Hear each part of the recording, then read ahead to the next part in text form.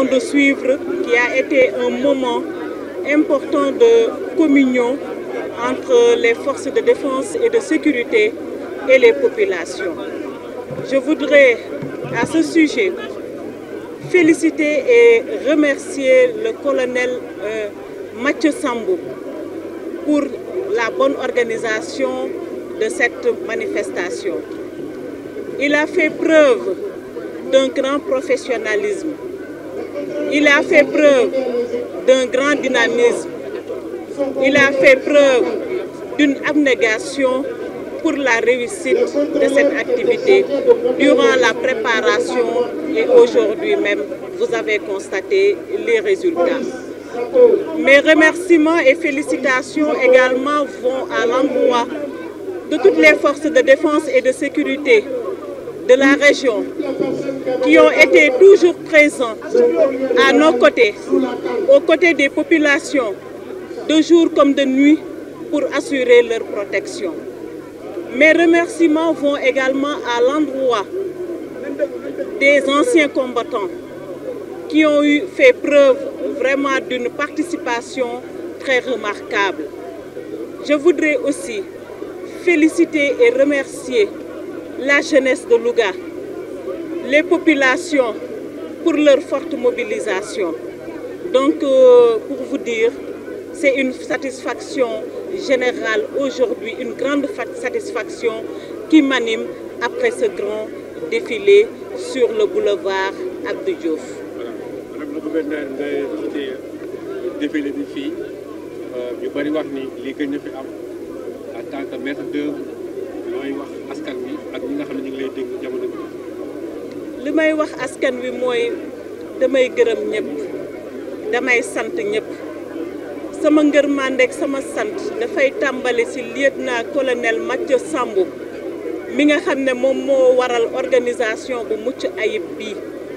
ndax wane na ci pas-pas boo xam ne ak am xarañte boo xam ne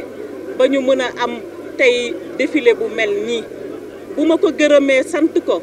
dinaa gërëm force de défense et de sécurité wu région de Louga yëpp ndax ñoom day wax dëgg yàlla bu ñu mënee am jàmm ji ñu am mën a am salaam bii ñu am mën a def lii ñu def tey nii ci seen jàmbarte moo tax ndax bu ñuy nelaw ñoom ñi ngi ci biti di ñu sàmm di sàmm askan wi di sàmm suñuy bien donc kon ñoom it dama leen di féliciter ce jour bu mel nii di leen gërëm di leen sant di féliciter suñuy anciens muy les anciens combattants gis ngeen participation bi nga xam ne bu am solo def nañ ko fi kon nag gërëm nañ leen sant nañ leen waaye nag toute la population de Louga je remercie toute la population de Louga vraiment gis nañu seen mobilisation génn gi nga xam ne ñoom ñëpp génn nañ ko ñoom ànd ak force de défense et de sécurité ñuy saafante depuis démb ba léegi depuis fan yi yëpp mën naa ko wax kon nag ñoom amuñu seen fay sànq fàtte naa wax les collectivités territoriales fàtte naa leen féliciter remercier leen parce qu'elles nous ont accompagnés c'est-à-dire les maires le maire de la commune de Louga et le président du conseil départemental de Louga. Thème bi muy vers une souveraineté technologique et industrielle des forces de défense des forces armées thème boobu nag dañu koy rafetlu dinaa ci dellu ci nasaraan parce que mënuñu wax tey développement te boolewuñu ci ñi nga xam ne ñooy takki der yi ndax boo xoolee découverte yu bëri ñoom seen bopp dañ ci amoon mission yu am solo yoo xam ne def nañ ko te bu fekkee ne dañu bëgg moom suñu bopp muy loo xam ne seen armement yi ñuy jumtukaay yi nga xam ne ñoom ñu ngi koy liggéeyee ñun war nañu xalaat nuñ koy defaree suñu bopp ñu bañ ko jéggaane kon nag thème bi am na solo lool ñu ngi koy rafetlu bu baax a baax a baax donc en français je voudrais magnifier le thème qui a été choisi cette année vers une souveraineté technologique et industrielle des forces armées. En choisissant ce thème, l'État